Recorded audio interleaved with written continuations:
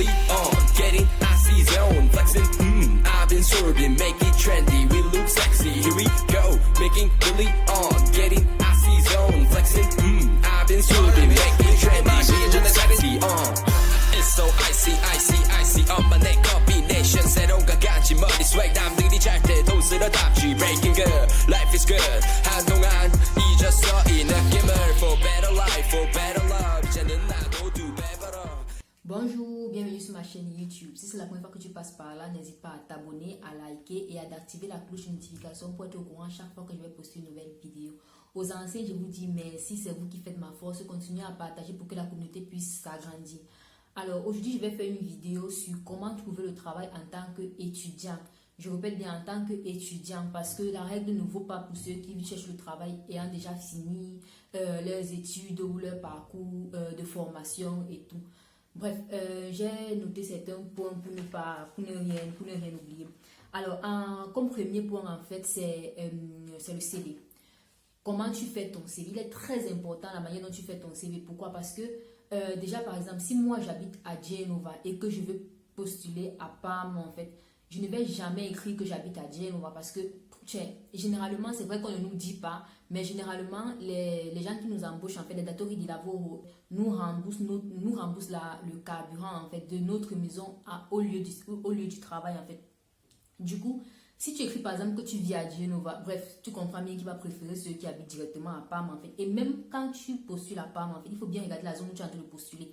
Si, par exemple, tu postules à Parme et à Parme Centre, en fait, et tu écris que j'habite à Parme province, genre un peu loin de Parme, à 30 km, 40 km de Parme, en fait, tu comprends bien qu'il va préférer celui qui habite au centre de Parme, parce que là, il va rembourser très peu, si peut-être zéro. Je pense que si plus tu habites proche, je pense que si tu as moins de 10 km du travail, on te rembourse même rien, si je ne me trompe pas.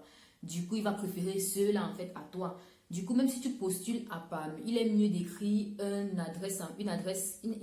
adresse proche de l'endroit où tu es en train de postuler. Si on a un ami, une amie, un copain, un frère, une soeur, bref, qui habite à côté de l'endroit où tu veux postuler, tu écris son indirizzo, bref, son adresse. Mais si tu n'as pas, tu inventes, en fait.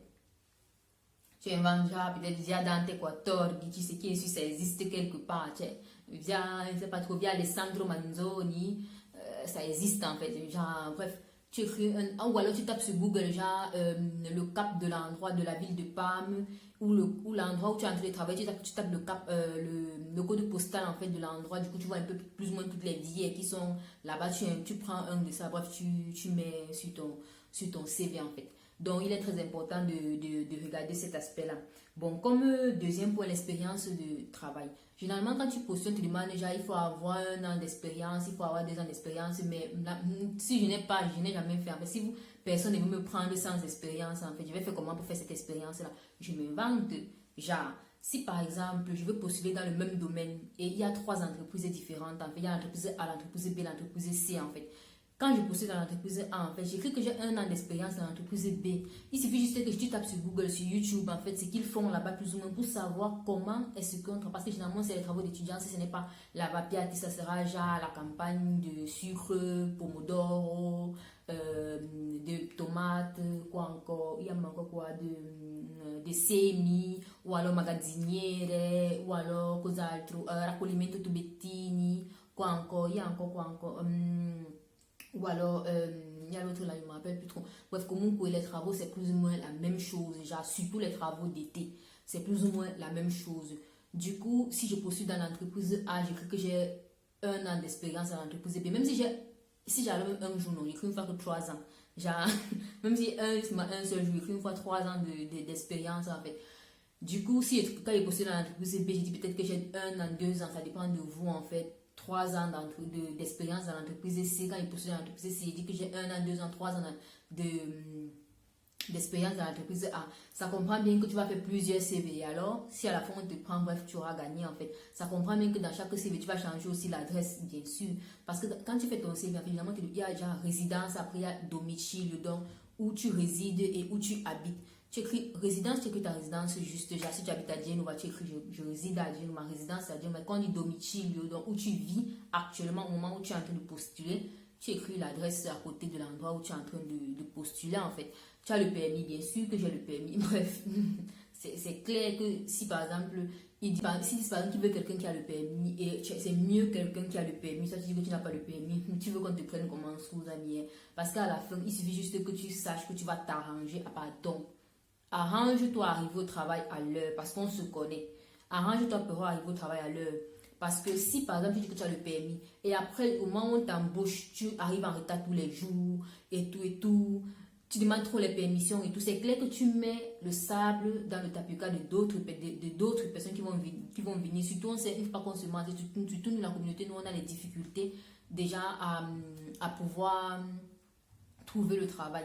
Si une personne qui arrive dans une entreprise en fait ne réussit pas bien cette année, c'est clair qu'après d'autres personnes qui vont venir auront des difficultés pour qu'on les prenne en fait. Donc du coup, pardon, si tu dis que tu as le permis, arrange-toi à arriver à l'heure. Même si tu vas arriver 2 heures avant au travail avec un bus, arrange-toi à arriver. Même si tu vas payer une journée en fait plus pour qu'on t'amène au travail, mieux vaut payer cet argent-là pour pouvoir gagner plus devant en fait. Parce que du coup, moi je vois les choses comme ça en fait. Si tu réussis en tout temps maintenant en travaillant, si tu es une personne déjà extraverti, je sais pas trop. Si tu es une personne en fait qui est sociable, en fait, quand tu arrives au travail, tu vas te faire des amis, tu vas connaître tes collègues et tout. C'est que si tu vas trouver quelqu'un qui va souvent pouvoir venir avec toi ou qui va souvent pouvoir rentrer avec toi. Mais il est important au début en fait de faire belle la figure, donc genre respecter les horaires de travail, please. Bon, comme troisième point en fait, l'heure à laquelle tu postules. Je vous explique. En fait, si par exemple déjà, en fait, avant d'abord, il est important, si par exemple, nous sommes maintenant, je pense, bon, au moment où je suis en train de faire la vidéo, je ne sais pas quand il va poster, mais sinon maintenant, nous sommes en février. Si par exemple, je sais que je veux travailler en été, ce n'est pas que je vais attendre en mai ou en juin pour commencer à postuler, non, parce que les demandes commencent généralement en mars et en avril, et chaque entreprise écrit la date où elle veut commencer à récupérer en fait, à prendre les demandes en fait. Donc du coup, à peine on commence, c'est vrai les premiers jours, ce n'est pas que je postule les premiers jours, mais à peine on commence en fait, moi je postule aussi comme les autres, ce n'est pas que j'attends à la fin, parce que si tu postules en juin, sois sûr que le jour, toi tu vas postuler, en fait c'est le jour où les gens qui ont postulé depuis sont en train de faire, ils ont peut-être déjà fait le colloque dans l'entretien, ils ont déjà fait la visite médicale, ils ont déjà fait les courses, ils attendent seulement qu'on les appelle pour commencer à travailler. Donc n'attends pas mai, juin pour postuler, non, à partir de mars, avril, tu postules. Bon, maximum, début mai, tu postules en fait. Pour être sûr ou plus ou moins sûr d'être dans la fourchette de ceux qu'on va appeler en fait. Donc ça c'est un point. L'autre point en fait c'est que l'heure à laquelle tu envoies ta demande. Alors si par exemple, quand on commence à postuler en fait, plein de gens postulent et tout. Mais nous sommes d'accord en fait que on dit en fait qu'on commence le 17 mars à prendre les demandes en fait. Ce n'est pas que le 17 mars tu vas te pointer pour faire ta demande, non. Parce que le 17 mars, tout le monde a vu sur le site en fait qu'on postule à partir du 17. Donc tout le monde va se pointer pour postuler en fait.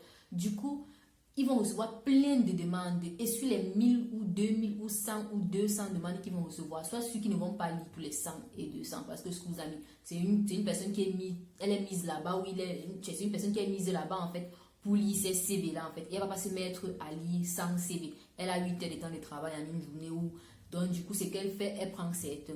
Et pour que parmi les certains, les 5, les 10, et elle n'a pas seulement ça à faire, elle a d'autres choses à faire. Donc du coup, parmi les 10 qu'elle prend cette journée-là, ce n'est pas dit que ton CV sera parmi en fait. Donc il est mieux d'attendre 5 jours, 6 jours que le pic passe en fait. Donc genre la masse passe. Le 7e jour, le 8e jour, le 9e jour, le 10e jour, maintenant, toi, tu postules en fait. Mais ce n'est pas comme si, genre, et généralement, ils ne regardent pas les CV. Donc, ce n'est pas que tu envoies à 14h, à 15h, regarde ton CV. Non, elle va regarder le lendemain. Donc, du coup, il est mieux de postuler aussi des 4h, 3h, plus ou moins, 4h, 5h, 3h, pour être la dernière personne qui a postulé. Qu'elle arrive dans le lendemain à 8h, elle arrive par exemple le lendemain à 8h, elle ouvre sa boîte à lettres, en fait, elle voit tous ceux qui ont postulé en fait. C'est clair que ta demande est la première demande, peut-être la deuxième. Si quelqu'un était sage comme toi et a postulé à 3h, 4h, ta demande sera la première ou la deuxième en fait. Donc il est plus probable qu'elle lise ta demande par rapport à qui a postulé hier à 15h, parce qu'entre 15h et 4h, on est d'accord que peut-être 50 personnes ont postulé. Du coup, la personne qui a postulé hier à 15 heures, il est bien difficile qu'on lise son CV. Par contre, toi qui as postulé à 4 heures, il est difficile, mais pas impossible. Donc, je dis toujours difficile, pas impossible. Du coup, toi qui as postulé à 4 heures, tu n'es pas mis les derniers messages, donc il est plus probable qu'elle lise ton CV. Ça, c'est un autre point. Bon, maintenant, une fois que on a lu ton CV et que, bref, ça a captivé et tout, et sur le CV, en fait, écrivez aussi, genre, je sais pas trop, j'aime les animaux, parce que c'est ce qu'ils aiment, en fait, genre, j'aime les animaux, j'aime la musique, parce que aimer les animaux, pour eux, signifie, en fait, que tu es une personne sensible. Je sais pas pourquoi, mais sinon, on dit que ceux qui aiment les animaux sont des personnes sensibles, généralement, dans plusieurs entretiens que j'ai fait, en fait, on m'a toujours dit que aimer les animaux est synonyme d'être sensible, les trucs comme ça, et les trucs comme ça les touche en fait. Donc ça, c'est un autre point. Maintenant, une fois maintenant que ton CV a été intéressant et qu'il t'appelle, tu arrives dans le jour de l'entretien en fait. Sois toi-même, pas trop genre chic et tout, parce que je répète, on a cherché un travail en tant qu'étudiant, on n'est pas encore cherché un travail, bref, des médecins ou des ingénieurs, non, on a cherché un travail en tant qu'étudiant. Du coup, soit simple, basket, jean, un tricot, tranquille en fait. Et on va te demander, la première chose, on va te demander de te présenter en fait, généralement, soit très très bref en fait. Ne racontez pas, bref, l'année où je suis née, l'année où j'ai mangé le coco, on appelle ça comment? Bref, le ndolé, et non, dis juste l'essentiel en fait, donc genre votre nom et ce que vous faites et pourquoi vous avez postulé, basta. Une fois que tu dis ça en fait, ils vont te demander maintenant des questions genre comment tu te décrirais, comment te décrirais un ami, qu'est-ce que tu penses que tu peux apporter en plus dans cette entreprise-ci et tout, quelles sont tes aspirations, blablabla. C'est un peu ça. Du coup, après, quand ils ont fini, en fait, l'erreur que nous on fait souvent, c'est qu'à la fin, quand tu finis tout l'entretien et tout, on te demande que bon, tu as des questions à poser. Nous, on dit non, je n'ai pas de questions parce qu'on te dit que bon, daï. Au contraire, donc peut-être si tu as des questions à poser, tu peux demander est-ce que vous pouvez m'expliquer, s'il vous plaît, la journée typique d'un travailleur ici chez vous, surtout en ce qui concerne la mention, vous êtes en train de me faire le colloque en fait. Et du coup, ils vont t'expliquer, ils vont apprécier en fait, ils vont apprécier. Ça, c'est un autre point. Un autre point que j'ai oublié sur le CV en fait. Sur le CV, c'est vrai qu'on aime bien mettre genre ingénieur, un médecin, un informaticien, économiste et tout. Sois sûr que ce n'est pas à ton avantage quand tu cherches le travail en tant qu'étudiant, quand tu cherches le travail, parce que moi je dis travail d'étudiant parce que moi je considère genre les petits travaux et genre, je ne suis pas en train de parler de chercher le travail à la Fiat ou alors à la Dallara ou alors autre chose, non, je suis en train de parler genre les petits travaux en fait, magasinier, opéraio en quelque sorte en fait. Ce n'est pas ton avantage. Pourquoi? Parce que mets-toi à leur place en fait. Si tu dis par exemple que c'est ingénieur plus 5, nous sommes d'accord. Et c'est un travail en fait que chaque année, ils prennent les mêmes personnes. Du coup, pour eux, c'est très avantageux de prendre quelqu'un par exemple qui a à peine fini le bac par rapport à quelqu'un qui a déjà fini la licence ou le master. Pourquoi? Parce que celui qui a fait à peine fini le bac, le temps qu'il ne fasse première année, deuxième année, troisième année, bref, le temps qu'il finisse tout son parcours universitaire, il va travailler pendant longtemps avec eux. Donc, du coup, ils vont pouvoir bien récupérer l'argent qu'ils ont investi sur lui durant la formation. Pourtant, toi qui viens de dire, j'ai un bac plus 5, ils comprennent que celui-ci là, en fait, si on le prend 1 mois, 2 mois, 3 mois, 4 mois, il peut nous abandonner parce qu'il va chercher le travail en son domaine. Ils savent que si tu cherches, c'est parce que peut-être déjà, en ce moment-là, tu n'as rien. Donc, du coup, ils ne sont pas bêtes en fait, ils savent que tu es en train de chercher ailleurs et tout, donc tu vas les laisser d'un mois à l'autre. Donc l'argent qu'ils vont investir dans ta formation, ils vont vite perdre ça en fait. Pourtant si juste je suis encore en cours, je suis encore en train de fréquenter et tout, c'est même difficile, pourquoi pas, c'est même difficile pour moi et tout, c'est plus facile en fait qu'ils te prennent, c'est plus facile qu'ils te prennent. Et bon, ça c'est un autre point en fait. Donc je pense que j'ai tout dit. Je sais pas si j'ai oublié un point. Les questions que tu peux poser, c'est genre comment je pourrais grandir dans cette entreprise, dans la mesure où tu as dit par exemple que bon, moi je suis en train de faire un parcours scolaire spécifique en fait. Tu leur demandes peut-être que quand je vais finir en fait, c'est possible que je grandisse dans votre entreprise. Donc peut-être maintenant, vous allez me prendre comme magasinière. Bon, quand je vais finir, ce sera possible que vous me preniez comme ingénieur.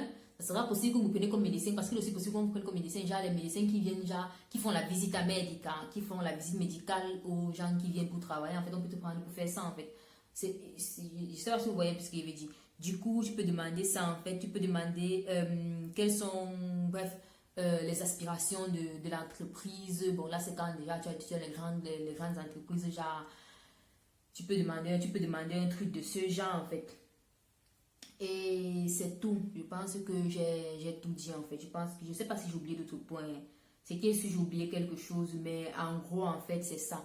Du coup, comme je disais, ce n'est pas que tu postules les 6 premiers jours, les 5 premiers jours où on a commencé à postuler, mais c'est le 6e, le 7e, le 8e, le 10e, le 11e jour que tu postules. Et tu ne postules pas aussi les derniers jours, non. C'est mieux, en fait, c'est mieux quand tu postules au milieu, genre entre le début et la fin, mais plus au début par rapport à la fin, en fait. Donc, plus